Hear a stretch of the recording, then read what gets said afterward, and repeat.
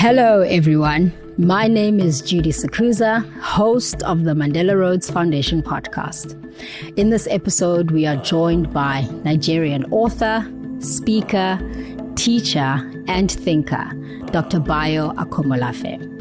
Bayo brings a deep interdisciplinary lens to his work, weaving philosophy, spirituality, post-human theory, ecology, and African cosmologies into urgent questions of leadership and change.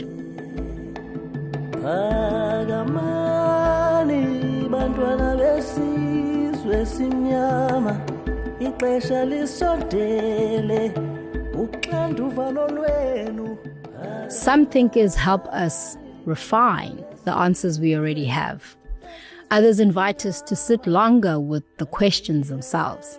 Bayo Akomolafe belongs firmly in the second tradition, and his work is reshaping how many of us understand leadership, justice, and transformation.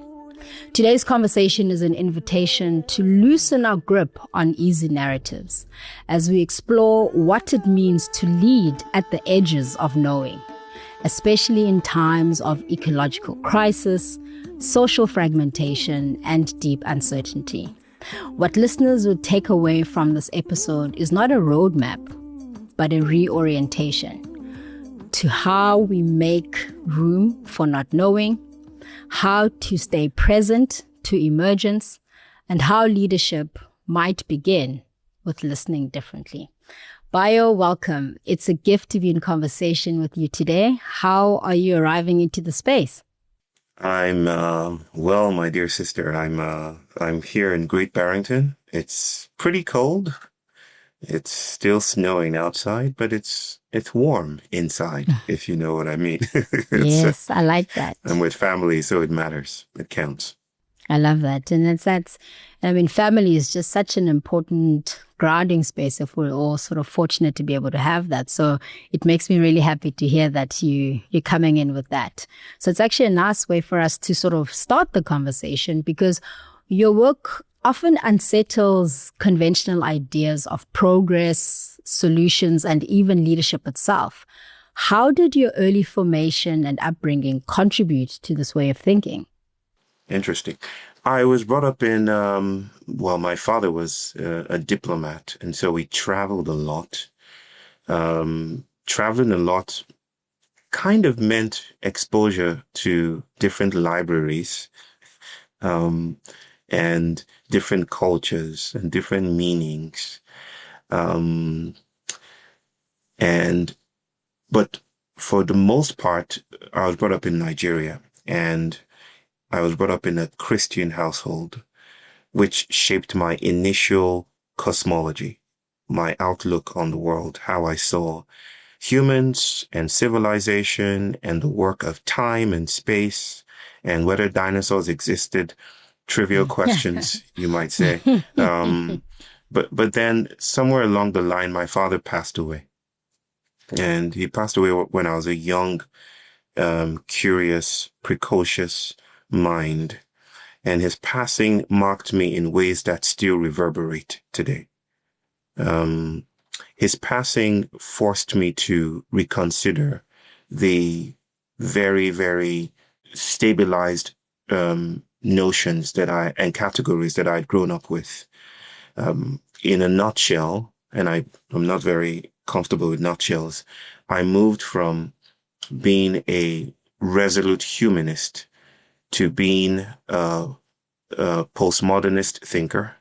And I'm not sure the two cannot be read together, but it took me along the line of investigating my traditions, the Yoruba people, and what they have to say about the Orishas and what the Orishas have to do with the transatlantic slave trade and what all of that have to do with the politics of ontology, how our worlds are carved, how notions like progress and success and cognition and development are not natural ahistorical artifacts. They don't just come into the world. They're political, right? And how we construct things and how we are constructed by things that we think are natural. Today, I consider myself a post-humanist processual thinker. And it emerges from the crack of my father's passing. Well, thank you so much for being so, open about that, and I'm, in a sense, even just as I'm hearing your energy and your pace, in a world that's obsessed with speed and scale and measurable impact, you famously said, the times are urgent. Let us slow down. What does that mean within the context of what you've just shared with us now?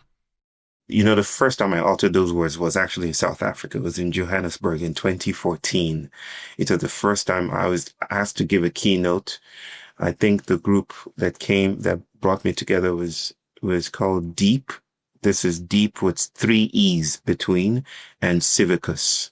It's this activist group, this organization. And I was a keynote. It was 2014. And I uttered those words, and there was such a resonance in the room when I shared those words. The convener of the event later wrote to me and said, I've tried to slow down. It isn't working. I've tried to do things slowly, mindfully. It isn't working. I didn't have my head firmly on my neck to respond in this way, the way that I'm about to respond right now, then. But if I did, I would have told him that slowing down is not about reducing one's speed. It doesn't come back to the individual. It's about how assemblages, how the world cracks open the things we believe to be natural or formulated or fixed or stabilized.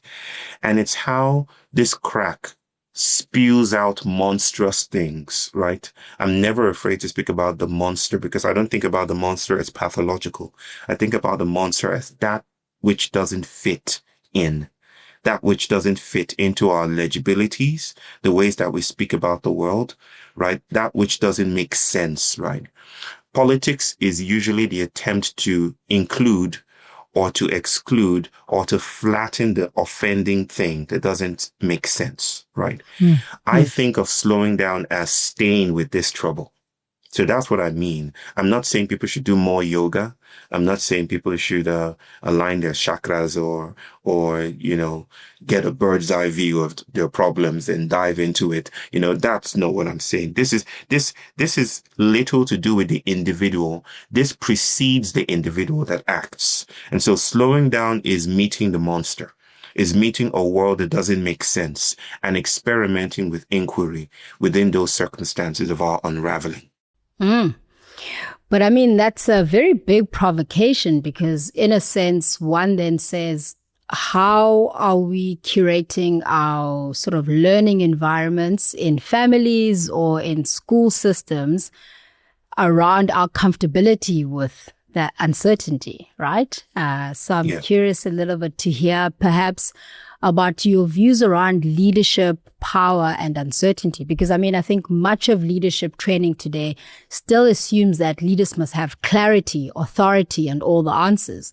And you've suggested something quite different, that actually leadership may require a willingness to be disorientated. So how do you understand power when certainty collapses? And what does it ask of leaders when they can no longer rely on familiar scripts? Well, there comes a time when clarity starts to have diminishing effects, right? Like, I'm trained as a clinical psychologist. You can tell a client, and I haven't practiced, for 15 years or so now, but you can tell a client that, smoking is going to kill you. If you keep on doing this, smoking is going to hurt your expectations of a flourishing life. So you might have to, you should stop. You should stop doing this, and I'm going to help you stop, right? And the client might say, I get it. I understand. And gather all the data possible that shows that, yes, indeed, you are going to die in the next few months if you don't stop this. But that doesn't necessarily translate to transformation. You could have all the data, and in fact, at some point, the data might actually obstruct transformation.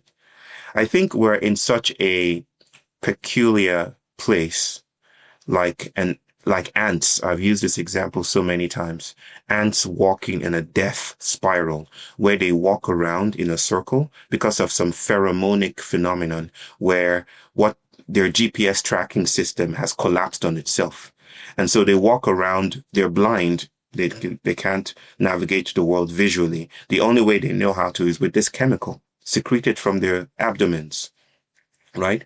But because the pheromone is in a toxic loop, they walk around as has been observed for days sometimes, and they die in that circle.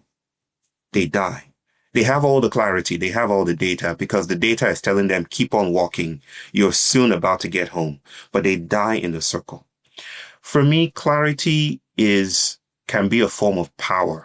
It's the modern power, the modernizing ethic of transparency, of knowing your goods, of handling tasks, of having skills, right? That accommodation is being troubled right now by the Anthropocene, by climate chaos, by a decline in democratic institutions, by the rise of pandemics, by the insurgencies of AI.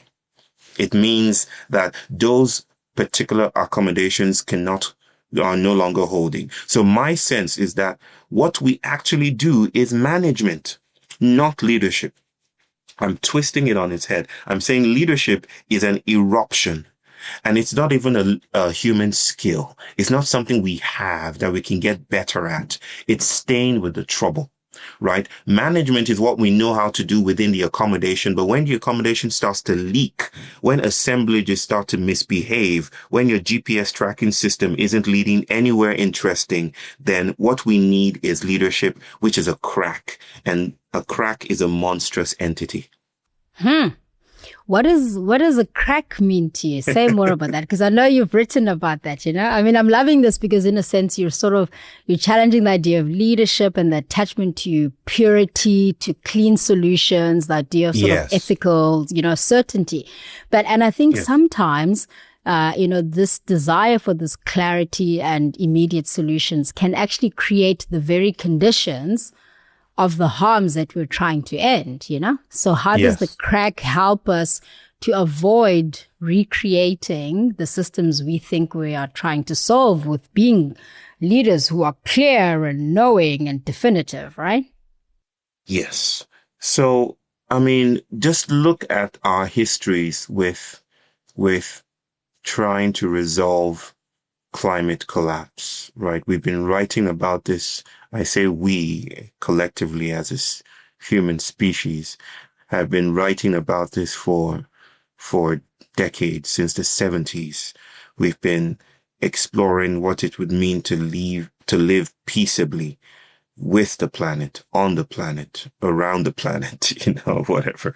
And we have, created lots of technologies and gathering formations, whether it's COP or the institutions built around that or that instigate that. But it just seems like the prevailing atmosphere is that we are going around in circles. We have data. Data is not the problem. We have very influential leaders. We have Kodak moments. We have the handshakes and the agreements and the money and philanthropy, but it just seems it strikes you when, with all of that, the scientists, the atomic scientists, say, you know what? Despite all of that, we're moving the doomsday clock closer to midnight, as they just recently did, maybe a week ago or something, right?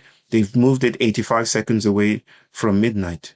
And that strikes me as worth noticing, that we are not dealing with a mere want of will. Like, we can have all the will and all the money and all the funds and all the data and still be caught in a loop, right?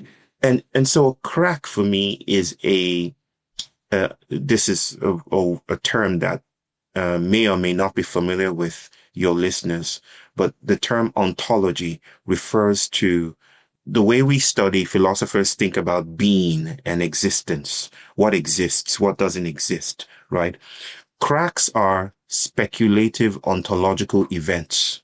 They are when the tensions within, say, modernity crystallize into things we don't expect, right? I could give a very grounding example with the escalating emergence of autistic cases. One account of autism is that it has always existed through time, yes. So the escalation, the rise in autistic cases that we're seeing is nothing new. It just means that we are getting good at measuring it, right? Another account says things are actually getting worse, that we are staying indoors more. We are more attached to our phones. Kids don't know how to play outdoors any longer. And so that may actually influence the rise in autism. Whatever your story or account may be, and these are equally compelling stories to tell, one might say. Whatever your story might be about the rise in autism, it would seem that autism itself, as this atypicality of the human mind, shocks us into noticing the world differently. And it seems monstrous in its appearing, at least if you study the histories and the accounts and the narratives around it. Every time something shocking comes into modernity, we try to imprison it, to flatten it, to pathologize it, throw it in a hospital, fix it. A crack, again, is the crystallizing of tensions that have always been there, but they crystallize into something monstrous. And again, the monster is that which reworks categories, right? And that's what leadership is facing now, or leadership discourse. We thought it was all about us, that if only we train people well enough and they go through a certificate program, then they're all well and good. But it seems to me that even with all of that, with billions of dollars poured into leadership training, we are still producing the same political effects. And that is worrisome, but also potentially emancipatory. That's very interesting to hear you say that, because, I mean, there's a lot of work that's been emerging recently around the Sustainable Development Goals and reflecting to what extent we've been able to be successful in reaching them and what some of those barriers are. And there's been this movement that's been developing called the IDGs, which is about the inner development goals.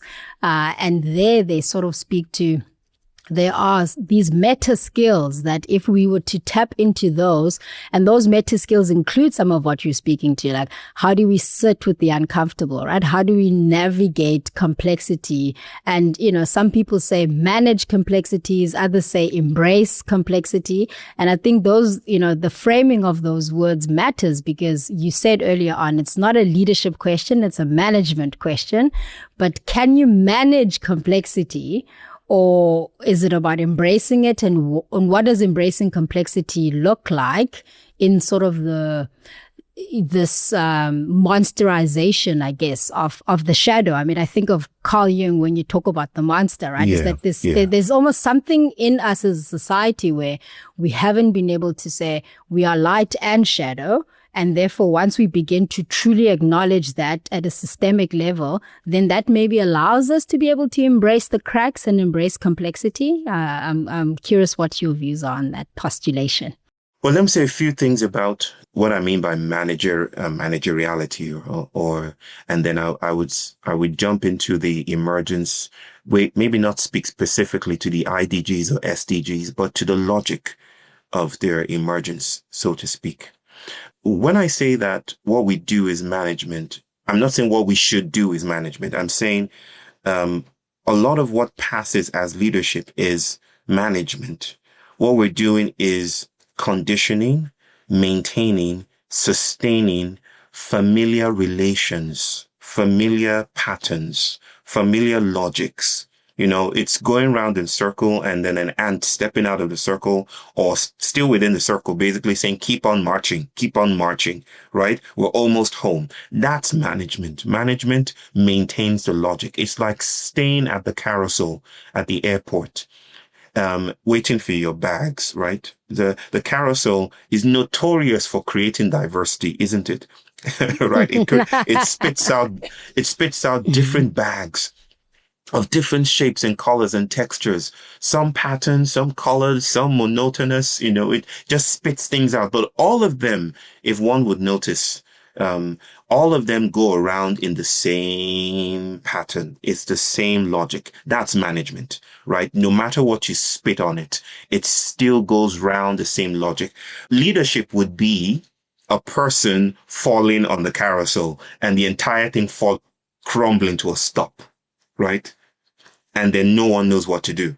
And then we're all looking at each other, right? That would be leadership. And again, I have to distinguish between leadership as a skill, right, from management as a vocation, or rather leadership as a vocation from management as a skill, the other way around. Management, of course, can be understood in terms of skill sets, but leadership calls for something more drastic. It's what Black studies scholars would call para-ontological. It doesn't depend on humans per se. It's deeply post-humanist. It's what technology, environment, ecology, atmosphere, intensity, density, ancestrality is what all is coming together to make happen, right? It's not something we can wield. You can't make people into those things, right? I always tell folks that leadership is a post-humanist phenomenon. It's not humanist, right? There is this account of dolphins in Brazil in a place called Laguna, I think. I think that's what it's called, a fishing town. If you went there, if you woke up in the morning to just wander and to take a walk, you might see the fishermen standing knee deep in the water, doing absolutely nothing. But by and by, as you might see if you watch a documentary about it, it's freely available on YouTube. The fishermen would suddenly move because there is a signal. The dolphins in the distance are moving and passing signals to the fishermen. And then they move. It's a choreography. It's an animist choreography. And by, all the fish doing absolutely nothing, sister. They just dip their nets in the water in front of them and they carry out loads of fish, right? And this is not because they did anything, right? So leadership is not what the fisher folks were doing. It was what the dolphins are doing, what the water is doing, what the fish is doing, what the weather is doing. All of this is the assemblage of leadership that creates transmutated events. But then to the other part of this, which is what about IDGs and SDGs? I feel that these ideologies still centralize the human. They still centralize the agent of change, right? If you can change the world inside of you, it tends to be internalizing, anthropocentric, right? Let's focus on, and how I know that is that we've already predetermined what we see to be the issue, right? And then we walk backwards. We say the thing to do is to arrive at this place. And so we're going to go inside and work those things within, and then we can develop ourselves from within and meet the world outside. It's too sequential. And when you sequence things in that way, you primary certain realities above others, and then you tend to repeat the same priorities, the same logics when you do that. But let me pause for now because I've said so much. No, I love it. I love it. I love it. I mean, you're sort of turning the whole framework upside down in a sense when you put it like that. And then I guess if you work from that premise, how does one who is perhaps aspiring to be a leader, to be influential or to be impactful, sort of orientate themselves within that broader system, right? Because surely there is still a part where, to a point, the more, I've seen it in my own personal life, the more I do more quiet time, the more I make sure I do my walk, it allows me to become more present. But I think part of what I'm hearing you say is that one can create that internal condition for spaciousness and openness, but without a predetermined outcome. But then to an extent, one has to have some sort of vision of what we're working towards, right? If it's to say, I'm doing all this inner work, I'm processing, I'm creating an inner condition so that in a position of influence as a leader, when I show up, I'm able to say, how do we allow the collective system, as you've sort of said, to then come together? So yeah, I'm curious about how you're then seeing the role of leadership in terms of that individualized viewpoint within what you're saying and what might need to be reorientated, right?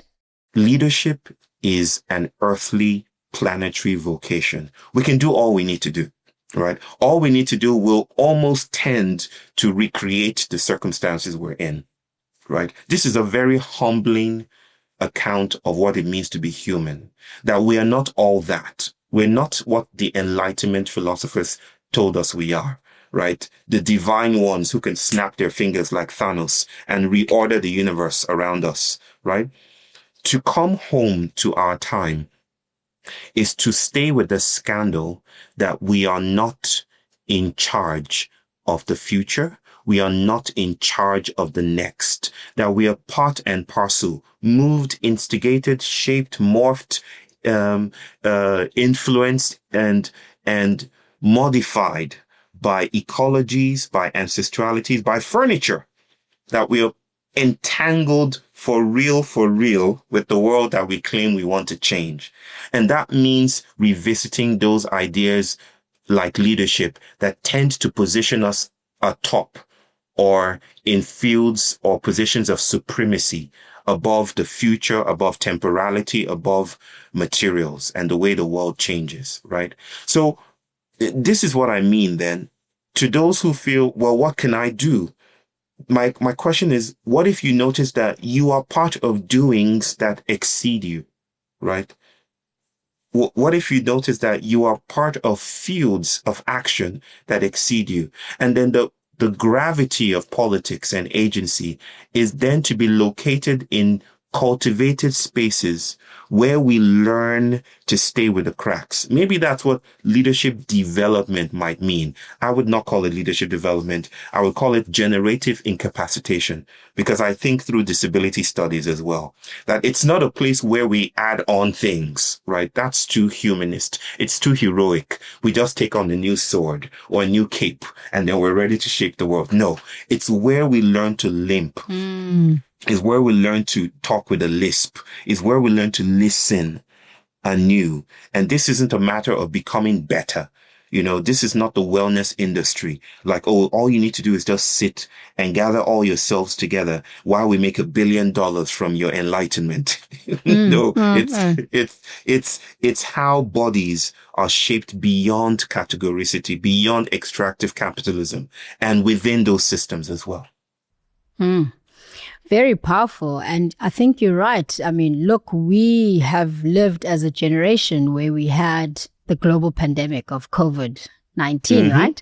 And I think that certainly showed us that humility, right? Where with all the sort of control and plans and all the scientific knowledge and everything that we had in place, a little buggy got us all to stay at home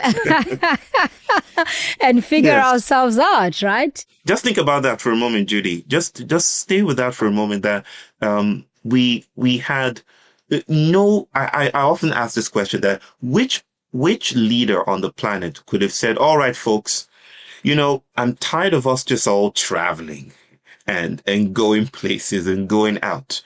From now to the end of the year, maybe 2 years, no one goes out. Everyone stays at home." Which, the Pope, was it Obama, even Nelson Mandela? I don't think anyone would have gotten anyone to stay at home, right? No nation state could have achieved that unilaterally. But this infinitesimally small critter stole into the economy. We barely can even make sense of it without computer graphics. And it shut everything down. Planes, families, everything.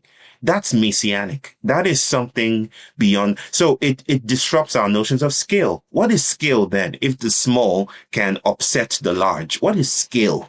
Well, how do we even begin to speak about leadership, scale, impact, transformation if a pandemic is erupted from something tiny we don't even know how to visualize? Yeah, I 100% agree.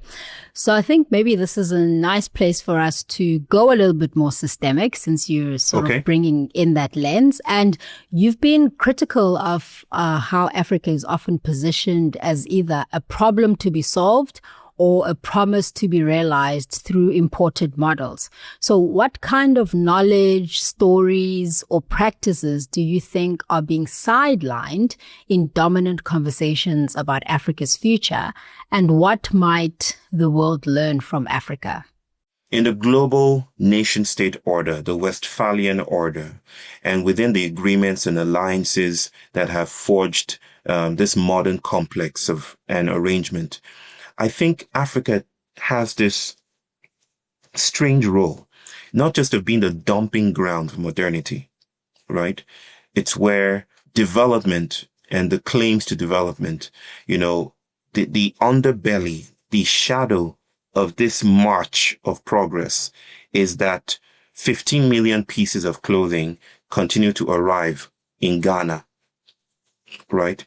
From attempts at creating fashion sustainability. And I did air quotes just in case people can't hear the the wind moving with my two fingers up, right? It's that, despite the attempts to develop collectively, to rein in all peoples, to include everyone, it seems the assemblage continually externalizes, excludes, and pathologizes the black body, right? In a sense, the transatlantic slave trade never quite ended. It didn't end. The slave ship, the last one wasn't Clotilda, right? The last one is what we're still living in. The slave ship, when it reached the shore, it gifted its organelles to the shore. And it gave its body to the shore, its logics, its hierarchies, its traumas to the shore. And we're still living within the slave ship. So, of course, there's so many beautiful things we can say about the continent. I never think in terms of continental plates. I think in terms of the cracks within the continents, right? And what is powerful for me in thought right now is that I think it's the eastern crack. It's a crack that is emerging on the African continent, somewhere in the eastern part of Africa, that geologists tell us will take many, many years, and that's an understatement, hundreds of thousands, if not a million years, to actually create a new ocean. But the idea that there is a crack on the African continent is theoretically significant to someone who thinks about cracks all the time, right? For me, to think about Africa now is to challenge the way that the global nation-state order has been arranged. It's to challenge our notions of development. Is to examine the ways that Africa has been positioned as the dumping ground, the hidden shadows, the coal mine, the place where we extract from in order to achieve utopia, right? Congolese lungs are coughing with every Samsung phone that is invented. There are AI farms in Kenya, right? Ghana still receives, like I said, is still the dumping ground of fashion sustainability, right? And of course, writ large, the African continent is still the place where dreams of a progressive future, whether it's Afrofuturist or something invented in Disney labs like Wakanda, where we still create dreams of neatness and cleanliness, and we build these dreams on the backs of bent black bodies, right? I think that this is a time to challenge geopolitics and international relations. And this challenge will not come summarily or unilaterally from scholars or public intellectuals. It will come from the ecology, from the African continent, from the stories we've been telling and we know how to tell, right? It's coming from that. And that's really interesting to me. So what is standing in our way of being able to sort of step into that agency where we can really draw on those knowledge systems and stories and practices? our habituation within colonial notions of development. We are well trained. We are well trained. We don't even need to bring, I mean, we might as well bring in Chinua Achebe and things fall apart. And those African writers, right? Ngugi wa Thiong'o, right? Or Chimamanda Adichie, if we're to speak, about contemporary insights. We keep on circling the same logics, right? We're caught in the dynamics of Enlightenment philosophies that tell us that our lives are straight lines, right? And so in thinking about the world that way, we forget the ways that the world is a lot richer. The world is richer than the linearities and the gutter politics that we are practicing today. The world is richer than the progress narratives we practice today. The world is more sensuous than the solutions that we prefer today. But we don't know, we've forgotten how to stay with that. And I'm not trying to suggest here that we go back to that. This is not a fall narrative. I'm not saying, oh, the thing to do is to restore African traditions. That would be another attempt at sequentializing the problem. Like, oh, if we go back to what it was, we can restore original traditions and then the world will be fine again. No, the world has never been fine. The world is constantly emerging.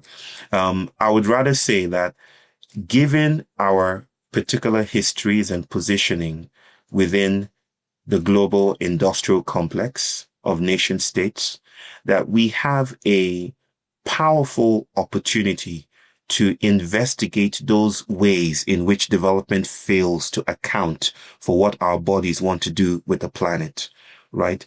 People may call it poverty. I think it's a powerful invitation, right? And I do not want to romanticize these issues, to think about poverty in less than the ways that it occurs to African lives or to humans across the planet. But I think it is also an invitation.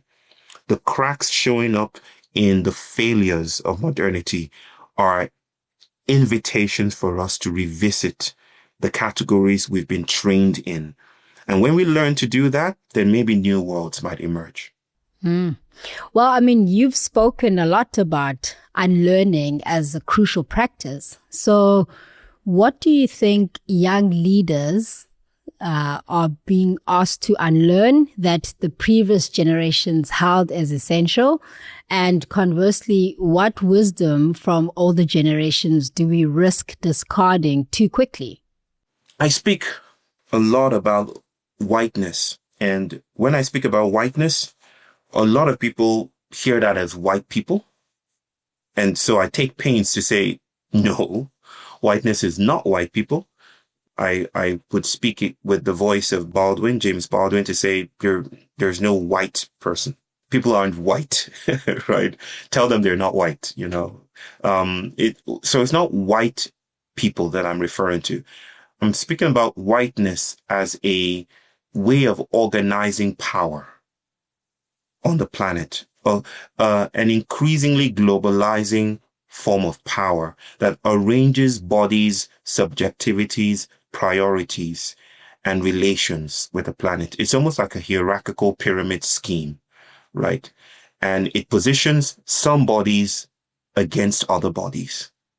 I would say that whiteness captured white people first, to speak poetically, even though I don't want to sequence it in that way.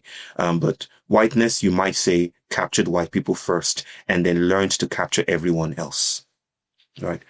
It seems we are largely incarcerated in this scheme, this understanding of the planet as utility, as instrument, something we can use to scratch our backs, right? And something we can use unilaterally that doesn't demand from us as well. There is no convergence. There's no co-emergence. There's no conversation. It's rendering forests into parking lots and calling that growth, right? It seems we're all caught up in this narrative, right? Whether you're on the African continent or you're on the Asian continent, whiteness is a spreading planetary narrative, more than a planet narrative or logic. So I would say to your question about young leaders today, I would suggest, and this takes a different analysis to come to, but I think whiteness is always incomplete. It is flailing. It is becoming threadbare. It is losing its tensility. And we know this because we are no longer able to navigate the world with the cocksure confidence we used to navigate it with. It seems we're more confused now. We're asking questions. What do we do? Right? Politics doesn't know what to do about fascism, or authoritarianism. We don't know what to do about climate change. That, for me, is a signal that the logic that holds us, the accommodations that have hosted us, are becoming less hospitable. And so these cracks will start to show up, or are already showing up everywhere. And leaders are those that are enlisted, those moments that are enlisted where we stay with those cracks.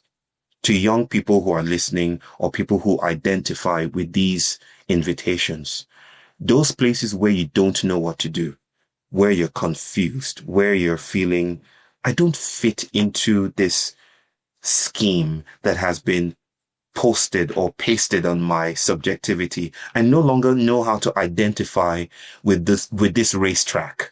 That is the call of leadership. That is the call of leadership. The crack, the place where things don't add up. That is where leadership is simmering and hissing and whispering new worlds that want to be born.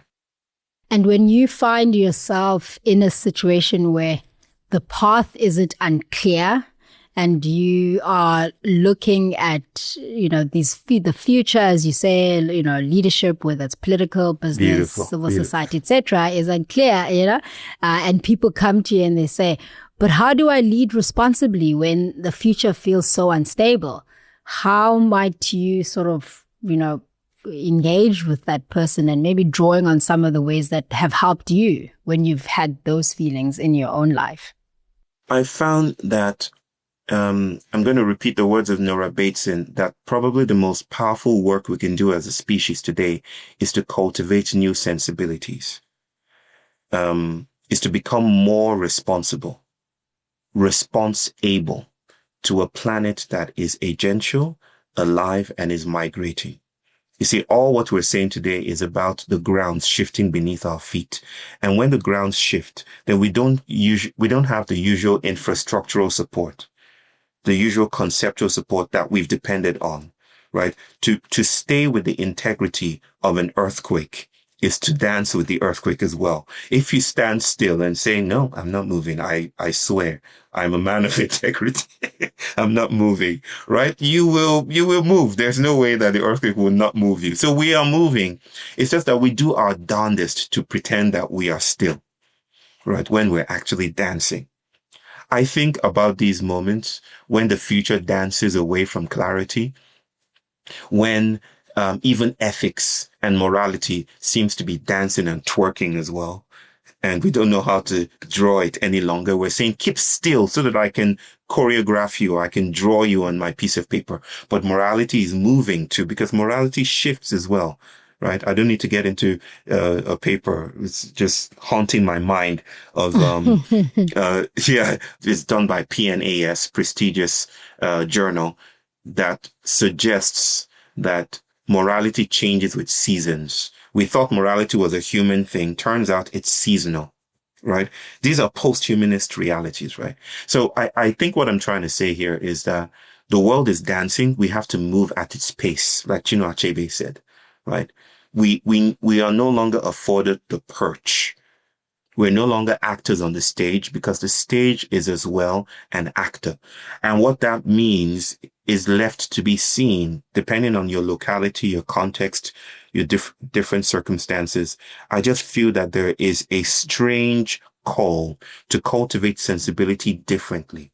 And this is what I'm trying to work out with my colleagues across the planet, with communities across the planet. How do we gather to think together, to cook together, to listen together, so that we can experiment with the edges and new things? I don't want to say new things like it's innovation, right? I don't mean new by, or I don't mean innovation when I say new.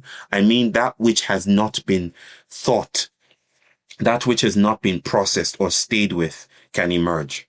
And that to me is what leadership looks like. Leadership looks less like the hero on the mountain with 2 tablets of stone. And it looks more like a hive, like a fungal entity, investing itself in hyphenated futures. Bayo, I think that's a perfect place for us to end. Thank you so much for really inviting us to rethink leadership, right? And that it's not some sense of mastery, but actually it's about participation. Yes. Not as certainty, but as care. And so really, thank you so much for joining us today, my brother. Are there any parting words that maybe you feel in the context of this conversation, something that's sitting with you as we wrap up? Perhaps that our greatest treasures will lie not in the place where the road is clear, but in the potholes. I grew up with potholes. I went to school, my body choreographed by potholes. There were plenty potholes in Lagos, right? And potholes teach their lessons. We might want to smooth them over, flatten them out, but they carry densities. And maybe that's why the earth dips in that area. They carry densities and intensities that might offer us a chance to rethink our futures and our pasts. Beautiful. To our listeners, if this conversation stretched your thinking, share it with someone who might resonate with it. And remember to notice where you are rushing to resolve uncertainty. Pause instead. Listen to what feels unresolved. Attend to the relationships and the silences with equal consideration. Leadership may begin not with answers, but with staying with what is present and what is seeking to emerge. Join us again soon as we continue exploring what ethical, values-based leadership can look like, especially when the way forward is not clear.